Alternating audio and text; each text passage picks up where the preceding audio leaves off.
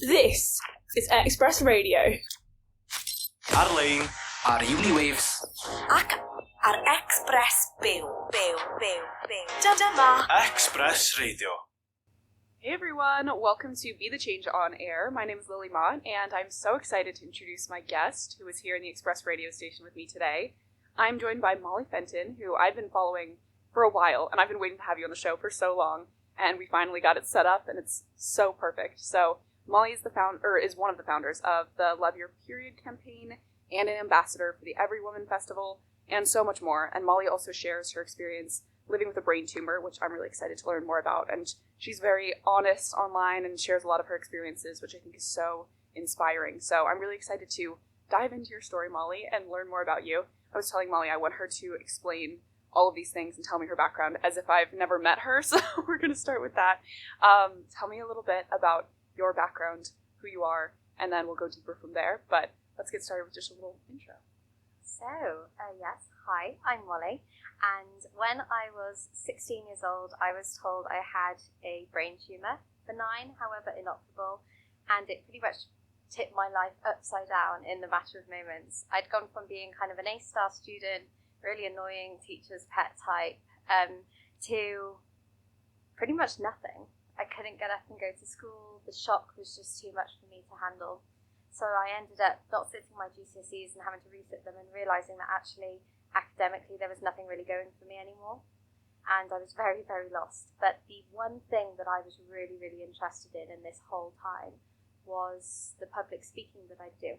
And I'd be with my debate team, and we were an all-female debate team, so it meant that we'd always pick the controversial topics about women just to annoy the men in the room. And I was at home on bed rest, and I was scrolling through Twitter for ideas of what to do, and I came across a tweet by Amika George of the Free Periods movement. And because I liked the tweet, it kept coming up all the time. The algorithm worked in my favour this time. And we decided to pick the topic, does period poverty have a direct positive correlation with period stigma? And we were heavily frowned upon and penalised for picking that topic. The room was filled with laughter and disappointment and disapproval. And I was fuming. I was so mad about it. So I marched to my local Rotary Club because they had kind of an in with this competition. And I got up as they were eating their dinner of an evening at a golf club, held up a tampon and said, right, Oh my gosh. what are we going to do about it? And that night, the Love Your Period campaign began through an Instagram page. Oh my gosh, that's so exciting. And you do the Love Your Period campaign with your sister, is that right? Yes, so my sister and I run it, and there's 75 of us in total worldwide. Cool. Oh my gosh, that's so inspiring. So tell me about, you have so many different issues, I don't really know where to start, that you're passionate about. You know, you've got the period side of things, and you're also working with the EveryWoman Festival. Can you tell me a little bit about that as well? How did that come about? What are you doing? Give me the scoop. So I was asked to speak at the first EveryWoman Festival in 2023. The festival was set up by a colorectal consultant in Cardiff called Mrs. Julie Cornish, and she set it up to empower and educate and support girls and women around kind of like women's health issues, pretty much anything about what we go through in our bodies. Yeah. I was asked to speak. I did so. It went very, very well. And this year they brought on ambassadors. So I'm one of the 5 ambassadors for the EveryWoman Festival. So I get to shout about it all the time. And I love your social media posts. Not to interrupt, but I'm always like, yes. Yes, I love the content making side of it. And I'll also be speaking on the main stage this year again in the Survive and Thrive session. So last year I spoke about periods. This year I'm talking more about my life with a brain tumour, and kind of how I found a new path to success and changed what the word meant for me in kind of a world where I was told that I basically failed because I hadn't gone to uni, I hadn't got everything that people my age should have, essentially. It's being held on June 15th at Insel Court in Lambeth in Cardiff, so it's local. And yeah, I'm really, really excited because it shares the same passions I have of that. I wish that when I was younger, I kind of had a big sister to talk to. I'd learned more about my body, and maybe I could have handled things a bit better if I had that open conversation. I didn't think it was like this big stigma or too sexual to talk about when it's literally body parts, so it's really important. Yeah, oh my gosh. And that actually is the perfect segue into my next question. Tell me about what inspired you to start sharing about your brain tumor and your experience I think that you are so honest about it, and I love how you'll take videos that just seem very raw and real about what you're experiencing. And I think that's so inspiring, but I think so many people wouldn't have the confidence to do that. I think it's amazing that you have that. Can you tell me about that, I guess, journey to start posting this content? What was that like for you? So I'm shocked I ever did it. Mm-hmm. Took me 4 years before I actually even said anything. I was inspired by quite a few things. I got very involved with the Brain Tumor charity, which I'm now a young ambassador for. And I was meeting lots of young people my age and unfortunately making friends and then losing a lot of people my age. And it made me realise after a few particular losses of some really, really close friends, because I talk about it very quietly, you know, a few people here and there that had brain tumours and then my family knew, but that was it. It made me realise that actually I am so lucky, not just to be alive, but also to be living quite well, because the effects that come with brain tumours is just insane. And I thought I do feel like I have a duty to do something with it. And because I'm already talking about the education around girls' bodies and how we have to remove that stigma, my hormones was what was affected by my brain tumour at first. So it would be things like my teeth and my periods, things that I didn't even know my hormones were related to my teeth. Which is insane, and we need to know these things. And if someone else has those signs, and we do hear it, there was a news story not long ago about a woman that had lost her period for 7 years before being diagnosed with a brain tumour, and it made me think, well, I'm basically 3/4 of the way there, and I didn't even realise that I was doing it. So in a lot of interviews, and a lot of people were asking me, why do you care? And I never really knew the answer, but now I think I've worked it out. So the whole idea of sharing it was to, well, on multiple grounds. 1, to raise awareness of brain tumours. 2, to remove kind of like the stigma and idea that young people don't need to get sick, so they don't need scans and medical intervention. And 3, what it's like being in your early 20s, living with a serious disability, because it's hard enough as it is, like without the brain tumour. With it, it's next level. So it's about sharing some of those things and side effects and stuff that happens to our body that other people don't talk about because it's all way too embarrassing, but we have to talk about them. Someone has to. Yeah, I think that's so important, and I think the combination too of talking about your period, I think that's a huge stigma in society. And I actually was talking with someone who has stage 4 endometriosis, and she was just saying about how little content is out there all the time about anything related to these issues, and just how it's so stigmatized. So I can't really imagine just having to deal with the normal things, I guess, quote unquote normal, whatever that means, but the kind of daily life of being a 20-year-old. And then also you have this brain tumor that people just don't know anything about, and I think it's so frustrating that you are going through all of that. But tell me about, has there been anyone who has reached out to you and maybe said, have there been experiences that you've had where you've been able to see this change coming through your platform? Maybe people who resonate with these stories that you're telling or are going through similar things. Do you have any experiences like that come to mind? All the time. Okay. I have to pick of a figured. good one. So I think with the period stuff, definitely. In all my talks, I'll always get up at the end and talk about gynae anatomy and how we need to remove kind of like that sexualization idea that we're putting onto girls from a very young age, an inappropriately young age, and they shouldn't have to deal with that stigma. And I always say, make sure you check your vulva, because you're supposed to check your vulva every month like you check your boobs. I do them on the first, like, keep it up. And you'll have people go, I had no idea. And people like ex-gynae nurses turning around saying, I had no idea at my last talk. And I was so shocked. I couldn't believe it. So definitely amplifying those little messages, those that people get feedback for. I've been doing my scan anxiety late night insomnia podcasts, which are not real podcasts. They're just fun little videos when I can't sleep as I'm waiting on a scan. And the whole idea was I'm pretty much sure the scan's going to come back stable. I've been told kind of like we are expecting the scan to come back stable, but I'm still losing my mind over it. Yeah. And when I put this video up, I collated all the responses to put into a post to put out online with people's permission, obviously anonymously. And it was insane how many people go, oh my gosh, yes, everyone thinks I'm being silly, or I've never heard someone talk about it like this before. I did an event last week where I said, here's all the things that I wish people spoke to me about with this brain tumour, and then I went through, like hormones, and what does hormone balancing mean? We're seeing it online, everyone's selling products. what hormones are we balancing here? Someone explain to me. Or contraceptives and how they work, and all the news that's out at the moment that's terrifying for anyone and everyone on them, or wanting to take them, or needing to take them. There's just so much, I think the marketing opportunity doesn't help there. But there's a lot going on in the women's health space, and the conversation's going up, but it's worrying to think what's real and what maybe isn't to be trusted. It's a tough one. What are some of the things that you wish people could do who are supporting someone with a brain tumor, or maybe who are dealing with issues surrounding their period? All of these things that you're passionate about. What are some of the things that loved ones, maybe friends, family, can do to support people who are maybe in your situation, are growing up with these different issues that people don't know that much about? What are some of the things people can do to show their support and help out their loved ones?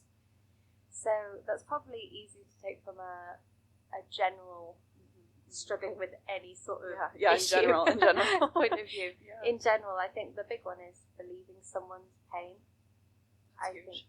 think there's a massive conversation around that at the moment, and it's still not happening. So we need to be able to do that. Also, that the textbook doesn't always tell the truth. We're not a one-size-fits-all in a textbook. All our bodies are different, therefore every single situation is going to be unique. And for me, that's common sense. But if I think back 5 years ago, before I started any of this work, it probably wasn't common sense. Those are probably the two big ones. And one piece of advice, I'm going to switch it now. One piece of advice I'd give to the person that potentially me or whoever's looking for their loved ones is that we are all learning from kind of like square one.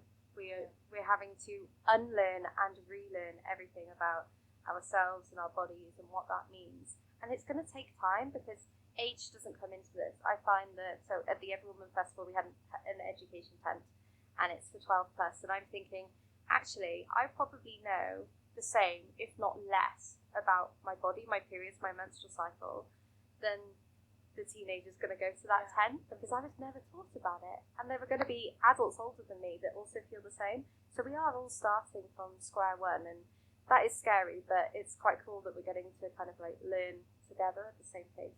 Yeah, I think that's so important too, and giving yourself grace and giving everybody grace around you. I think it's so difficult, so I really appreciate you sharing all that advice. What are some of the exciting things that are coming up with you? Of course, the EveryWoman Festival. What else are you looking forward to in the next couple of weeks, months, maybe even years, long term? Tell me about what's coming up that you're excited about. Okay, you're trying to think. Probably lots of things, but what can I say? Oh yeah. Okay. EveryWoman Festival, obviously 15th of June. Come along, tickets now on sale. Mm-hmm. Good stuff. I believe Cardiff University actually have student tickets as well. Oh, wow. So I'll make sure I get that information. Yeah. I held my first event last week called The Power of Our Voices, and we're already looking to book in the next one. So that would be very exciting. That was a sold-out event. That was in Insel Court again. We went back there to do that event, so there'll be news on that hopefully very soon about when the second one will be. Gosh, what else am I doing? Well, for the next 2 years, I'm a young ambassador for the Brain Tumor Charity. I'm the first and only Welsh young ambassador they've ever had. So I get to work with the Senedd and the Welsh Government a bit more on making sure that, Welsh patients don't have to travel across the border to England, or just pretty much just have a good level of care in Wales, which is already there, but obviously everyone could do with a bit of support on that line. Oh gosh, what else is coming up? They're all boring conferences otherwise, which I love. I really, really love them, but no one else would find them that interesting. So, and I'll get you to plug your social media too at the end. So everyone should tune into that. That's the best way to find the news about you and to see your highlights and stuff. It's been so fun to follow along. So I'm going to ask you the signature question that I always ask on my podcast, and I think through all of this work that you're doing, you are really being a person that I'm sure that you wish that you had when you were going through all of this. And I think that's exactly what the purpose of this radio show and the podcast is. So lots of young people want to create change. They want to make a difference, but they may not know how to get started with that work. What advice do you have for those people who may be listening now or later on the podcast? So first off, if you have an issue that you're not angry, that you feel a bit of fire about, and no one else is talking about it, that's not because it doesn't matter, it's because everyone else is scared to say something and they're all thinking the same. I've learned that multiple times. I even second guess myself now, 5 years down the line. I'm like, oh, well, no one's talking about it because everyone's embarrassed to, so I'm going to talk about it. So that's a very, very big one. Also, that change, I think we see it as this massive worldwide, make the peace sort of thing, but that's not the case. You could make a change for literally your family or your next door neighbour or your school or a group of students or your group of friends, and that's just as meaningful as anything else. And I think we have this big kind of competitive built into us, this idea that is no one's fault. I think society's just taught us that we have to be the best of the best. We have to succeed more than everyone else and make sure that people know about it. And my final one off of that is collaboration is key. The issue we've got at the moment in the menstrual movement is there's so many organisations and no one wants to work together. There's so much, I really don't want to use this phrase, but I'm going to say it. There's so much internalised misogyny. That's what I think it is.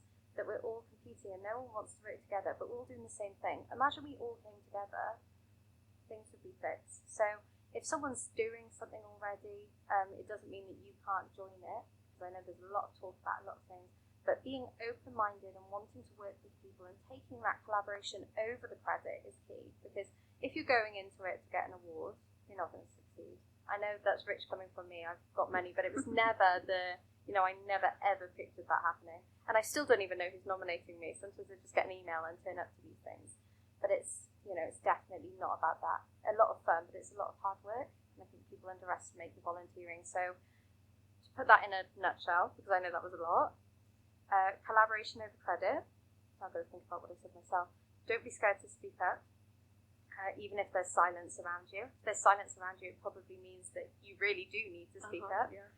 And go into it for the right reasons. And don't underestimate the work, because volunteering is harder for me than my full-time job. I love that. I think that you pretty much summed up so many of the points that I've gotten on the podcast just so well. That was perfect. So I think that's amazing. And I love that point too about the reason that you're doing it, because I think that is so important, and that kind of ties together this idea of everybody wants to start the nonprofit, or they want to start the movement and maybe take the credit like you were saying, but the actual change comes from doing the dirty work often and doing the volunteering, and collaboration is so important. So I love that. I think that's all great advice.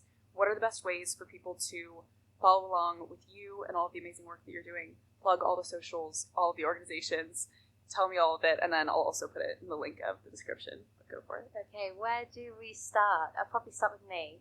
So I'm on Instagram at Molly Fenton, because someone took Molly Fenton. I was very annoyed about that. But it's not that much of an original name, so I can't be mad.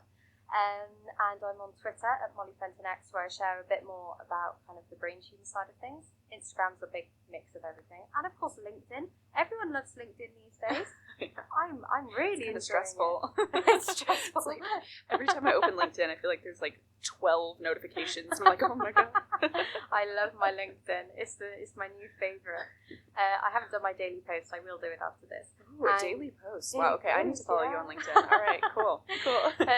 Love Your Period. We're mainly on Instagram, which is just Love Your Period. And there is a link in the bio that takes you to every single page that we have. So that's probably very useful instead of me listing them. You can find the EveryWoman Festival online, everywomanfest.com, for tickets and more information about the day. And then Instagram, TikTok, Twitter, LinkedIn, Facebook, the EveryWoman Festival. That's useful, they all look the same.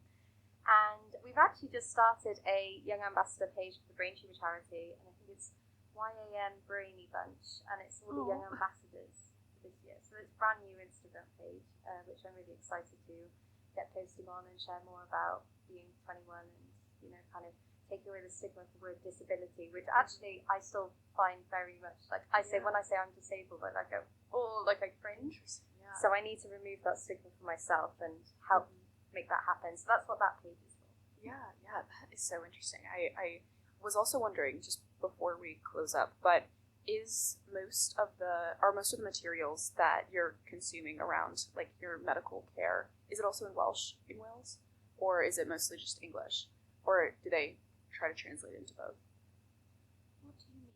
Do they do like the Welsh language as well, or is it mostly just English? When Do you like, now? The hospitals and things when you are getting your care, because you get it in Cardiff, or do you? Yeah. Okay. You don't have to go to Good England. question. Okay. I was just wondering. I imagine. I'm like quickly learning about like the Welsh language and things, and I feel like this has been like my whole year. I'm like, is that in Welsh? Do you do it in Welsh too? But I put you on the spot there, so I was just wondering. Everything that comes pretty much comes in Welsh as well. But Okay, I am trying to work kind of like the booklets and leaflets that come from the Brain Tumor charity to support. It'd be really nice to get those in Welsh. Yeah. We're going to have them in Wales, so I'm trying to work with them on making that happen. That's so because, cool. Yeah. yes, everything the hospital does is in English and Welsh. We're very good, and I'm yeah. a big advocate for it.